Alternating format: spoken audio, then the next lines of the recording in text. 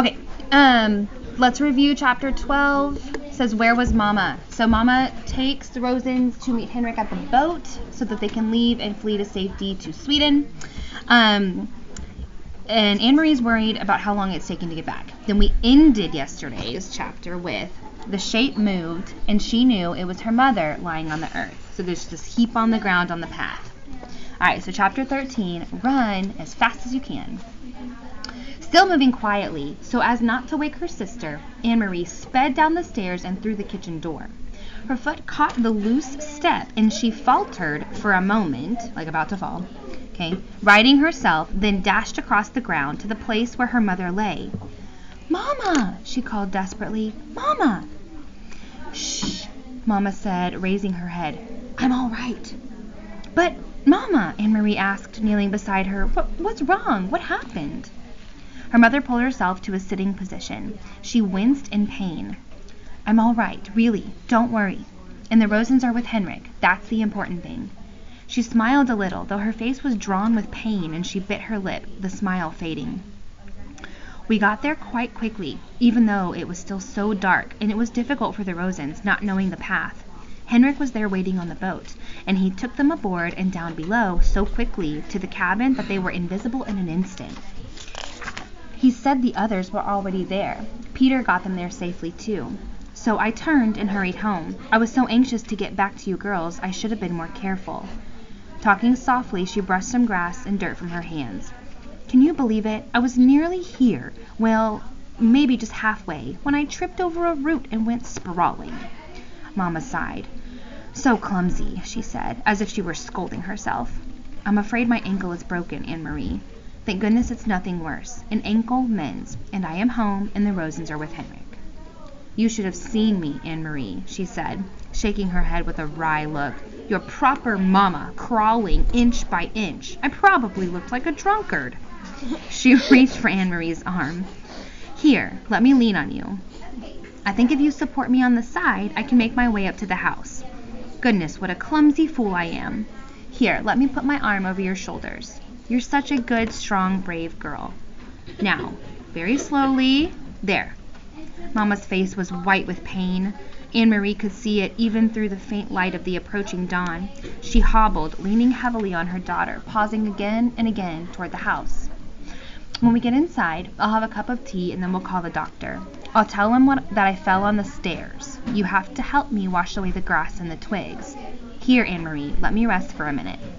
Why is she going to lie to the doctor? Because she why is she going to lie to the doctor? Shirley? Because,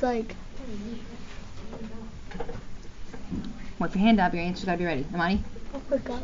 She doesn't want people to find out that she was actually protecting their friend that was actually she was, because she could actually put up a good fight because Henrik's Voice.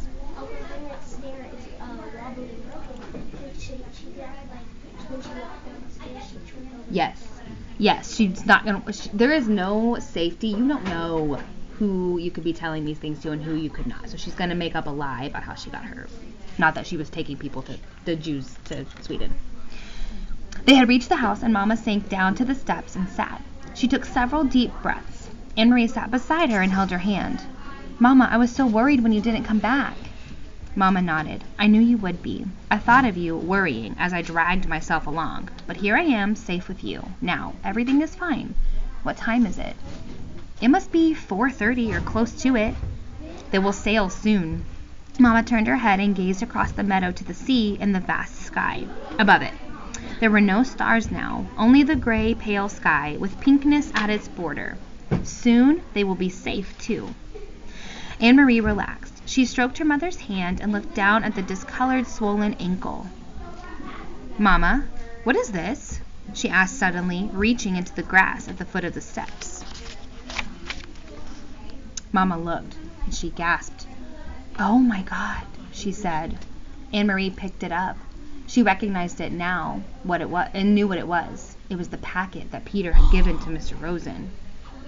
"Mr. Rosen tripped on the step, remember? It must have fallen from his pocket. We'll have to save it and give it back to Peter." Anne-Marie handed it to her mother. "Do you know what it is?" Her mother didn't answer. Her face was stricken. She looked at the path and down at her ankle. It's important, isn't it, Mama? It was for Uncle Henrik. I remember Peter said it was very important. I heard him tell Mr. Rosen. Her mother tried to stand but fell back against the steps with a groan. My God, she murmured again. It may have all been for nothing. Anne-Marie took the packet from her mother's hand and stood. I will take it, she said. I know the way, and it's almost light now. I can run like the wind. Mama spoke quickly, her voice tense. Anne-Marie, go inside the house and get the small basket on the table. Quickly, quickly. Put an apple in it and some cheese. Put this packet underneath. Do you understand? Hurry. Anne-Marie did instantly as she was told. The basket, the packet at the bottom. She covered it with a napkin and then some wrapped cheese and an apple. She glanced around the kitchen and saw some bread and added that. The little basket was full. She took it to where her mother was. You must run to the boat. If anyone should stop you. Who would stop me? Anne-Marie, you understand how dangerous this is. If any soldiers see you, if they stop you, you must pretend to be nothing more than a little girl. A silly, empty-headed little girl taking lunch to a fisherman, a foolish uncle who forgot his bread and cheese. Mama, what is in the bottom? But her mother still didn't answer the question. Go, she said firmly. Go right now and run as fast as you can. Anne-Marie kissed her mother quickly, grabbed the basket from her mother's lap, turned, and ran toward the path. No! That's only like 2 pages. Okay, so we're just going to say... Mama got hurt. Yeah, Mama tripped. Broken ankle. You know that there's going to be soldiers. Yeah. They find the paper wrapped packet. Did we ever write that there was a paper bag and the other two? Up here. Oh.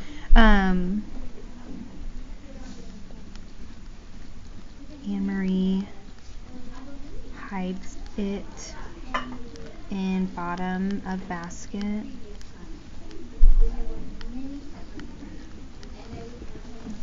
Takes to Henrik.